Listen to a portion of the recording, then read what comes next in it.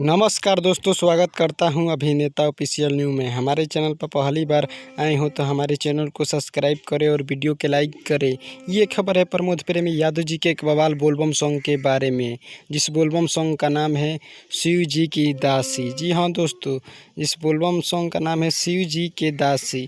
इस गाने को लिखे हैं विशाल भारती और म्यूजिक दिए हैं आर्या शर्मा जी, और इस गाने को गाए हैं प्रमोद प्रेमी यादव जी ने अपने मधुर आवाज़ में। जी हाँ दोस्तों, इस गाने को प्रमोद प्रेमी यादव जी ने गाए हैं और इस गाने को रिलीज़ की बात किया जाए तो इस गाने को रिलीज़ किया जाएगा आदित्य फिल्म्स यूट्यूब चैनल पर। जी हाँ दोस्तों, आदित्य फिल्म्स यूट्यूब चैनल पर कल सुबह 6:15 पर आदित्य फिल्म्स यूट्यूब चैनल पर इस गाने को रिलीज़ किया जाएगा।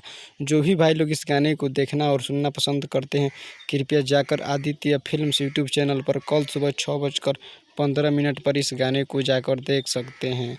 उम्मीद करता हूं कि ये खबर आप लोगों को अच्छी लगी हो तो हमारे चैनल को सब्सक्राइब करें और वीडियो के लाइक करें।